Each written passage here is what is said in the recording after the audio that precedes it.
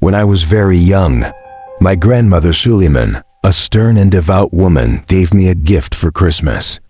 It was a large, illustrated picture book, one that should have captivated my attention immediately, but there was something off about it. The title, The Reading Grow Picture Bible. My family wasn't religious, nor were any of my friends. We lived far from the nearest library, and I was an avid reader, so I eventually found myself turning the pages of that heavy book, feeling the weight of its stories sink into my mind. If my grandmother had hoped to convert me, her plan worked briefly. But that year, something else seized my interest. The Teenage Mutant Ninja Turtles hit television, and the Bible was quickly forgotten. Or so I thought.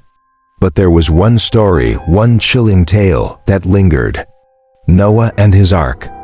As I grew older, I found I had a knack for problem solving, particularly in mathematics. My mother pushed me into advanced classes, and soon, a new world of numbers and equations opened up to me. But even as I solved complex problems, my mind kept returning to Noah, the ark, the animals, the impossible task of keeping them alive. I spent hours researching, calculating the feed requirements for animals in zoos, the water they would need, and the staggering amount of waste they'd produce. The numbers didn't add up. The ark's biblical dimensions stretched further and further out of proportion, each calculation making the story more absurd. I was convinced it couldn't have happened. But when I presented my findings to my high school math teacher, his reaction was not what I expected. His face flushed crimson, and he tore my calculations to pieces, tossing them into the trash. He lectured me on the proper use of mathematics and chastised me for questioning the sacred. For years, I buried the Noah problem. I focused on repairing my relationship with my teacher, trying to forget the unsettling thoughts that had plagued me. But technology was advancing, and by the time I reached university, computers were everywhere. I was reluctant at first, seeing them as a crutch, a way to cheat. But slowly, I adapted. I began to build the very machines that would change the world's supercomputers that hummed with power, processing vast amounts of data, their algorithms weaving through the digital ether like invisible threads. I was good at it. So good, in fact, that I was inducted into the university's technology department. I helped build the infrastructure for the first supercomputers, watching them grow from modest clusters in basement closets to enormous, air-conditioned rooms that pulsed with life. My expertise spread, and soon I was creating programs that made these machines capable of unimaginable feats. But all the while, something gnawed at me, the Noah problem. The more I delved into the world of algorithms and equations, the more I began to see patterns, connections. I couldn't shake the feeling that there was something in the numbers, something hidden beneath the surface of the story. It was as if the very fabric of reality was bending, folding in on itself, and I was beginning to unravel it. The ark, the animals, the flood, it all seemed so impossible. And yet, the more I calculated, the more the numbers started to make sense. But not in the way I expected. It was as if the ark wasn't just a story. It was a blueprint, a design, a structure. And I was beginning to wonder, what if Noah had known something that I had missed? What if the flood wasn't just a myth, but something far darker, something that still haunted the very equations I worked with? I had to know. And the more I dug, the more the answers began to whisper to me in the language of numbers. I can't exactly tell you who I work for, but let's just say money isn't an issue for them. The equipment I've been contracted to configure, it's not just bleeding edge. It's so new that the chips and boards haven't even been named yet. Working with this kind of infrastructure is maddening. Bugs and breakdowns are constant, and the first layer of firmware needs constant adjustments, weeks of tweaking just to keep it running. It jabs at me, unstable, like a needle digging into my skin. But if I'm being honest with myself, I live for this. I thrive on solving problems, on the hunt for the next challenge to keep my mind from unraveling. The Noah test was something written years ago as a benchmarking tool for systems like this, something akin to the traveling salesman problem, but far more complex. It wasn't just about running numbers. It was about running a simulation of what would actually be required for Noah and his children to keep X number of species alive on his floating barge. Of course, the conventional ark wasn't going to provide any challenge for this kind of hardware, so I had to get creative. Early on, I realized that one ark, even a colossal one, was completely infeasible. Noah's family couldn't possibly manage the entire world's animal population. But if I kept the original dimensions of the ark and multiplied them, putting different animal types in separate arks from parallel Earths, well, now I was onto something. I could cover every species on the planet. The system chugged away for hours, running through billions of permutations, and when I returned the next day, I couldn't help but feel a twinge of excitement. The system had blown through the problem effortlessly. It had calculated that 1,746 arks would be enough to keep 6 million non-aquatic animal species alive for 40 days. It wasn't perfect. There were a lot of variables missing, but it was still an impressive feat. I admit it. I was thrilled. This was the closest I had ever come to a definitive answer to the Noah problem. A feasible, answerable way that Noah could have kept every species alive on that floating boat for 40 days. But I wasn't satisfied. I had to dig deeper. I dissected the data, looking for any missing variables. I reworked the already monstrous program to account for every possible factor. What about the psychological stress on the human caretakers? How would Noah and his crew coordinate between arks, swapping resources in case of emergencies? How would they manage the release of the animals once they reached the primary Earth? I fed all of these variables into the simulation, every conceivable issue, even the loss of entire arks and the need to transfer cargo to neighboring vessels. Confident that I had covered every angle, I set the simulation running again. When I checked it first thing in the morning, it hadn't finished. But I could feel the hum of the system, grinding through the calculations, tearing through billions of possibilities. By the time I returned after my second coffee, it had completed. The gargantuan set of output files sat there, waiting for me to examine them. As I opened the data, it was almost as if the system were waiting for me. The racks of equipment hummed with a strange anticipation, a knowledge that seemed to pulse through the air. The atmosphere in the room thickened, as if the machines themselves were proud of what they had accomplished. The numbers spilled across my screen, impressive, yes, but there was something else, something unsettling. The deeper I dug into the data, the more I realized that this wasn't just a simulation.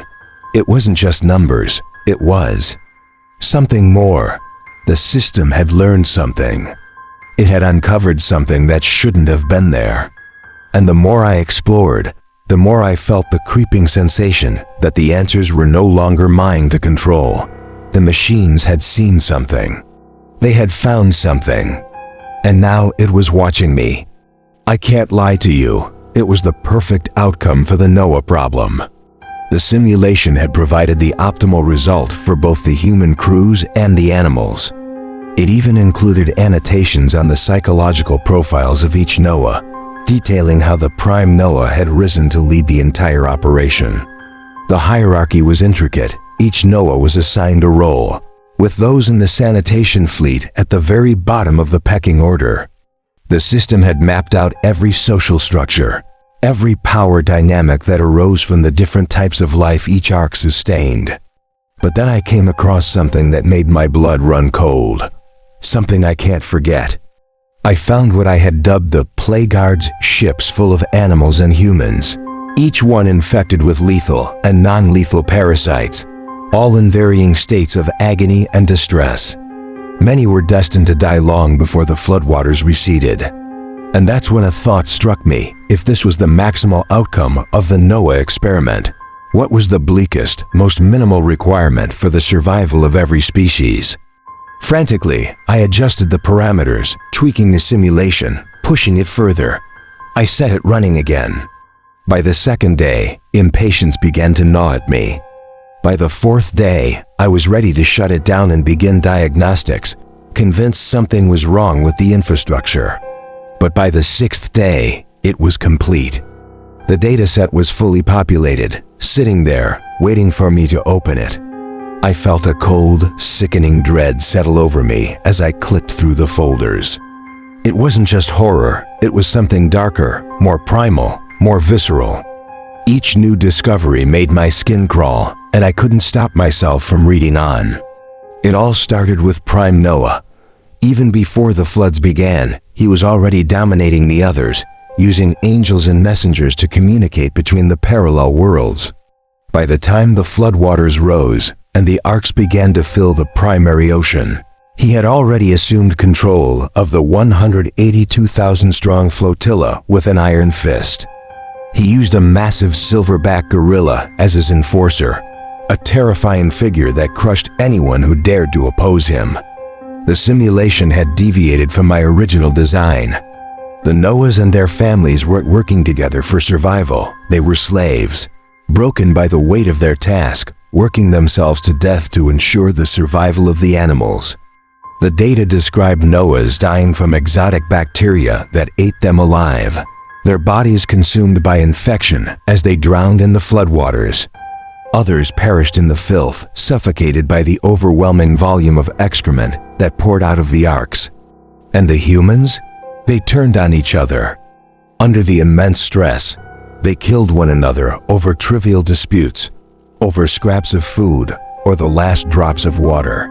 Shem and Ham strangled each other in their beds, or shoved one another into the jaws of Komodo dragons, their bodies torn apart by starving Siberian tigers. But the animals, they survived. The simulation didn't care about the humans.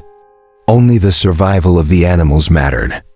And as the flotilla continued its journey, the human losses mounted. By the time the arks finally found land, the Noah experiment had become a plague-ridden hellscape, a place of unimaginable suffering and misery. There was no hope left. And then, just when I thought it couldn't get worse, I found the final terrifying truth. Prime Noah had descended into madness. The data predicted that he had become a megalomaniac, a tyrant who ruled over the arks with an iron grip. Once the animals were safely dispersed, the human deaths continued, and the lesser Noahs, along with their sons, turned on each other, cutting each other down in a frenzy of engineered social strife. I had hoped it would end there, but it didn't. The simulation had predicted that, in the end, the Noahs would be lost to their own madness, trapped in a cycle of violence and despair. The flood had receded, but the real nightmare had only just begun. He watched, horrified, as a bloodbath of unbridled murder unfolded within the chapel. Noah, in the end, was the only one left. Prime Noah, his original wife, his sons, and many of their duplicate wives. As they descended from the cabin, they left behind thousands of corpses, the remnants of a world they had destroyed, a world repopulated only by carrion eaters and insects. But it was all just a simulation. None of it had ever been real. Noah's Ark had never existed. It was all just data calculations, bits and bytes racing through miles of copper and gold conductors. On the 8th day, the data vanished. Not all of it, just the data from the second Noah experiment, the one that had ended in a massacre. The perfect simulation, the one I had saved, remained untouched in its folder. I was wild with panic. This was a massive data breach. Security at the facility was airtight. The whole situation didn't make sense. No one had been near the system. No one had swiped into the room. The security footage was just as baffling, only the soft glow of server lights flickering in the dark. But at the exact time the files vanished, my terminal had flickered, briefly illuminating the room before it powered off again. Nobody knew what to make of it.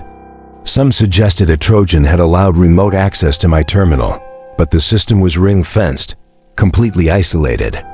It was impossible to access externally. The forensic team found nothing, no hidden transmitters, no signs of tampering.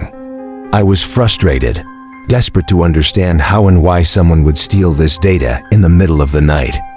Then, one sleepless evening, I recalled a system I hadn't thought to check, a small audio monitor inside the lab.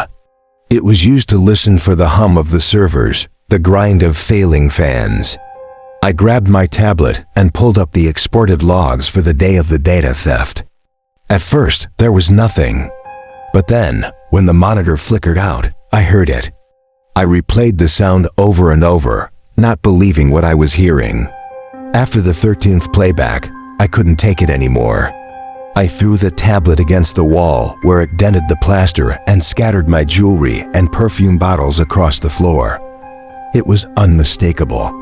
A sound that even a child would recognize. Thousands of winged creatures taking flight. I tore the system apart over the next week, checking everything from hard disk enclosures to the sealed UPS units that supported the racks of technology. I wasn't sure what I was looking for, but I had to find something, anything. And then, amidst the dust and the noise, I saw it. A single feather white and gold drifted down from the top of one of the racks, landing softly at my feet. My knees buckled, and I collapsed onto the cold tiles, staring at the impossible thing before me. I didn't want to believe it. I didn't want to think about the suffering, the torment, the hellish chaos that had unfolded in that second Noah experiment. Because if I was responsible for it in any way, if I had somehow caused that nightmare, I didn't deserve to live. And if I was responsible, then I didn't need God's forgiveness. I needed yours.